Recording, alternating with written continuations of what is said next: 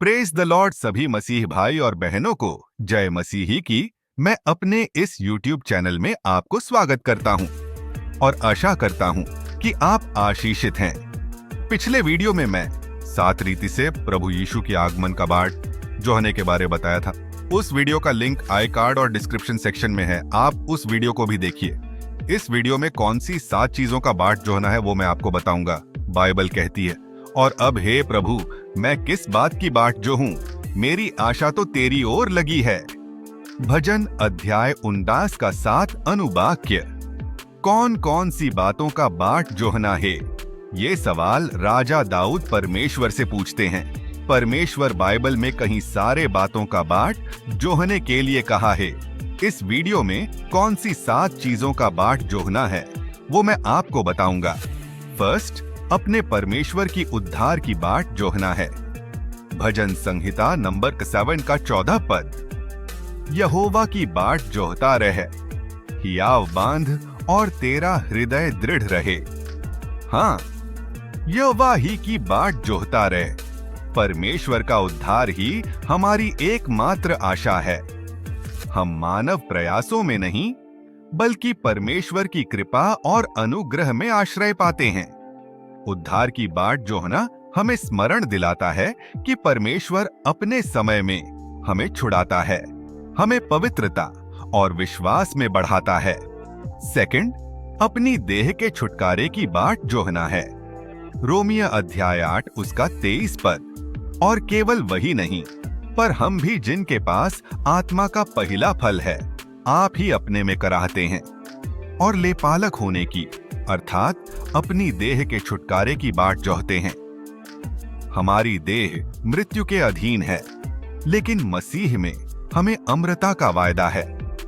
हमारे आत्मा का छुटकारा हुआ है, लेकिन हम हमारा देह के छुटकारे की आशा रखते हैं, जो हमें उस दिन मिलेगा जब प्रभु पुनः आएगा और हमें महिमा की देह प्रदान करेगा। थर्ड, प्रभु के दास लोगों की बाट जोहना है।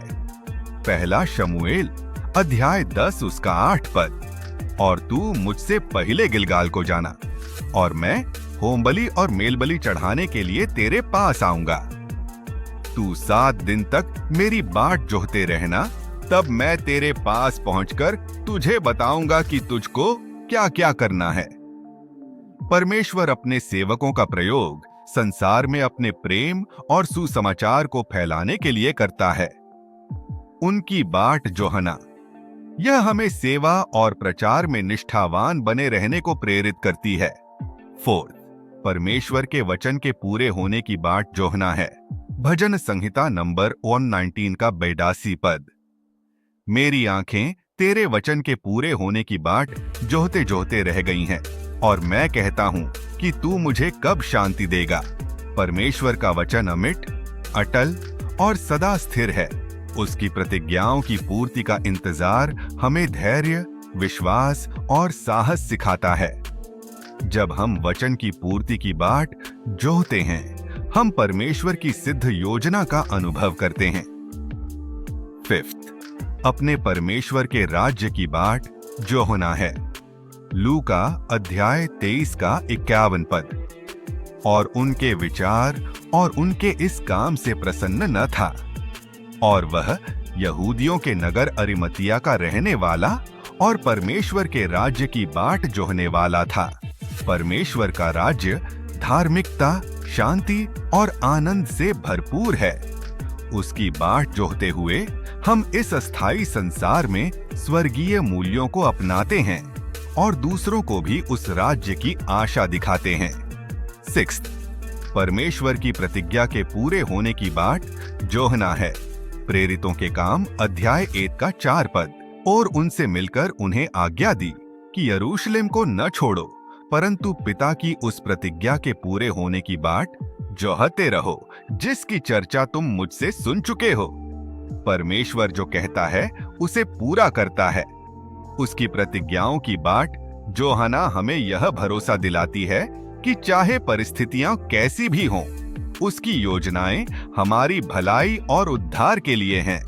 सेवेंथ, हमारे प्रभु यीशु मसीह के स्वर्ग पर से आने की बाट जोहते रहना है।